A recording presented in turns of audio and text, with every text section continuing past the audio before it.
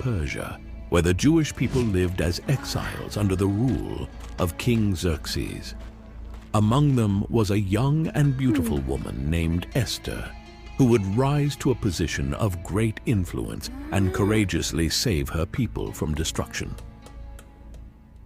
In the citadel of Susa, King Xerxes held a grand banquet lasting 180 days, showcasing his kingdom's wealth and splendor. At the end of this period, he hosted a 7-day feast for all the people. On the 7th day, in high spirits from wine, King Xerxes commanded Queen Vashti to appear before him to display her beauty. But Queen Vashti refused, enraging the king.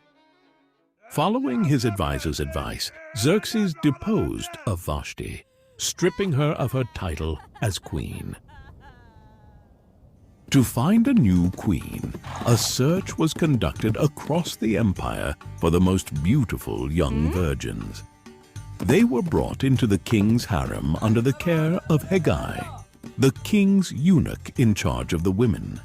Among these women was Esther, also known as Hadassah, an orphan raised by her cousin Mordecai.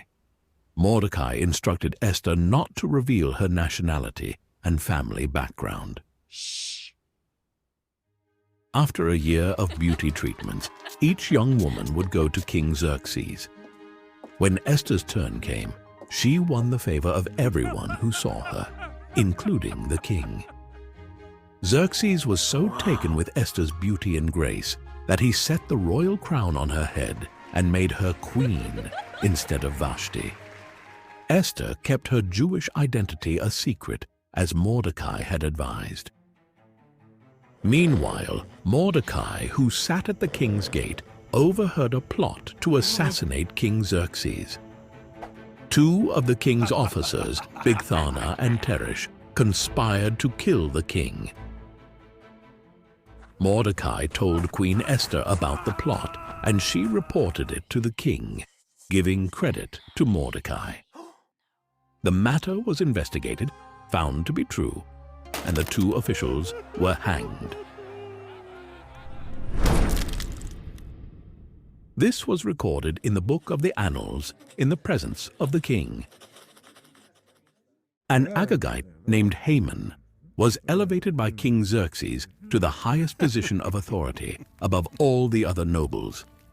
All the royal officials at the king's gate knelt down and paid honor to Haman, as the king had commanded. But Mordecai refused to bow down or pay him honor. Haman was filled with rage and sought to destroy not only Mordecai, but all of Mordecai's people, the Jews, throughout the kingdom of Xerxes. To determine the most favorable day to carry out his plan, Haman cast the lot, called Pur in Hebrew, and it fell on the 13th day of the 12th month, the month of Adar. Haman went to King Xerxes and said, "There is a certain people dispersed among the peoples in all the provinces of your kingdom who keep themselves separate. Their customs are different from those of all other people, and they do not obey the king's laws. It is not in the king's best interest to tolerate them. If it pleases the king, let a decree be issued to get rid of them, and I will put 10,000 talents of silver into the royal treasury." The king took his signet ring from his finger and gave it to Haman to seal the decree. The decree went out by couriers to all the king's provinces, with the order to kill all the Jews, young and old, women and children, on a single day, the 13th day of the 12th month, and to plunder their goods. The city of Susa was bewildered, but the king and Haman sat down to drink. When Mordecai learned of the decree, he tore his clothes, put on sackcloth and ashes, and went into the city, wailing loudly and bitterly. In every province to which the king's edict came, there was great mourning among the Jews, with fasting, weeping, and wailing. Esther's maids and eunuchs came and told her about Mordecai. Distressed, she sent clothes for him to put on, but he would not accept them. Then Esther summoned Hathach, one of the king's eunuchs assigned to attend her, and ordered him to find out what was troubling Mordecai and why. Mordecai told him everything, including the amount of money Haman had promised to pay into the royal treasury for the destruction of the Jews. He also gave him a copy of the edict for their annihilation to show to Esther, and urged her to go into the king's presence to beg for mercy and plead with him for her people. Hathach went back and reported to Esther what Mordecai had said. Then she instructed him to say to Mordecai, "All the king's officials and the people of the royal provinces know that for any man or woman who approaches the king in the inner court without being summoned, the king has but one law, that they be put to death unless the king extends the gold scepter to them." When Esther's words were reported to Mordecai, he sent back this answer: "Do not think that because you are in the king's house, you alone of all the Jews will escape. For if you remain silent, relief and deliverance for the Jews will arise from another place. But you and your father's family will perish. And who knows but that you have come to your royal position for such a time as this?" Then Esther sent this reply to Mordecai: "Go, gather together all the Jews who are in Susa and fast for me. Do not eat or drink for 3 days, night or day. I and my attendants will fast as you do. When this is done, I will go to the king, even though it is against the law. And if I perish, I perish."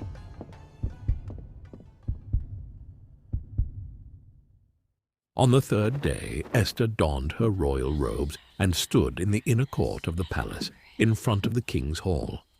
When King Xerxes saw her, he was pleased and extended his golden scepter, sparing her life. "What is it, Queen Esther? What is your request? Even up to half the kingdom it will be given you." Esther invited the king and Haman to a banquet she had prepared. During the banquet, the king asked Esther what she desired. Esther invited the king and Haman to another banquet the next day, where she would reveal her petition. Haman went out happy and in high spirits, but when he saw Mordecai at the king's gate, and observed that he neither rose nor showed fear in his presence, he was filled with rage. Nevertheless, Haman restrained himself and went home. Calling together his friends and Zeresh, his wife, Haman boasted to them about his vast wealth, his many sons, and all the ways the king had honored him. "And that's not all," Haman added. "I'm the only person Queen Esther invited to accompany the king to the banquet she gave. But all this gives me no satisfaction as long as I see that Jew Mordecai sitting at the king's gate." His wife Zeresh and all his friends said to him, "Have a pole set up reaching 50 cubits, and ask the king to have Mordecai impaled on it. Then go with the king to the banquet and enjoy yourself." This suggestion delighted Haman, and he had the pole set up. That night, the king could not sleep, so he ordered the book of the Chronicles to be brought in and read to him. It was found recorded there that Mordecai had exposed Bigthana and Teresh, who had conspired to assassinate King Xerxes. "What honor has Mordecai received for this?" the king asked. "Nothing has been done for him," his attendants answered. The next morning, Haman entered the court to request Mordecai's execution. Before Haman could speak, the king asked, "What should be done for the man the king delights to honor?" Assuming the king meant him, Haman suggested a royal robe the king had worn, a horse the king had ridden, one with a royal crest. Then let the robe and horse be entrusted to one of the king's most noble princes. Let them robe the man the king delights to honor and lead him on the horse through the city streets, proclaiming, 'This is what is done for the man the king delights to honor.'"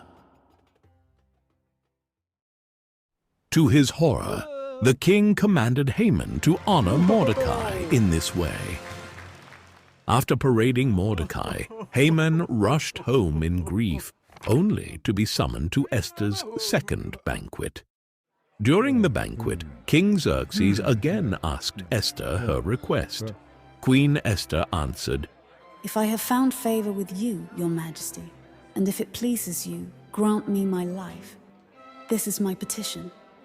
And spare my people, this is my request. For I and my people have been sold to be destroyed, killed, and annihilated." King Xerxes asked, "Who is he? Where is he?" Esther said, "An adversary, an enemy, this vile Haman." Then Haman was terrified before the king and queen. The king got up in a rage and went out into the palace garden. Haman stayed behind to beg Queen Esther for his life. Just as the king returned, Haman was falling on the couch where Esther was reclining. The king exclaimed, "Will he even harm the queen while she is with me in the house?" As soon as the word left the king's mouth, they covered Haman's face. Then Harbona, one of the eunuchs, said, "A pole reaching 50 cubits stands by Haman's house. He had it set up for Mordecai." The king said, "Take him to it." So they took Haman to the pole he had set up for Mordecai. After that, the king's fury subsided. That same day, King Xerxes gave Queen Esther the estate of Haman, and Mordecai came into the king's presence, for Esther had told how he was related to her. The king took off his signet ring, which he had reclaimed from Haman, and presented it to Mordecai. Esther appointed him over Haman's estate. Esther again pleaded with the king, falling at his feet and weeping. She begged him to put an end to Haman's evil plan. Then the king extended the gold scepter to Esther, and she stood before him. "If it pleases the king," she said, "and if he regards me with favor, let an order be written overruling the dispatches that Haman devised and wrote to destroy the Jews in all the king's provinces. For how can I bear to see disaster fall on my people?" King Xerxes replied, "Because Haman attacked the Jews, I have given his estate to Esther. Now write another decree in the king's name in behalf of the Jews, as seems best to you, and seal it with the king's signet ring. For no document written in the king's name and sealed with his ring can be revoked." At once the royal secretaries were summoned. They wrote out all Mordecai's orders to the Jews and to the nobles of the 127 provinces. Mordecai wrote in the name of King Xerxes, sealed the dispatches with the king's signet ring, and sent them by mounted couriers.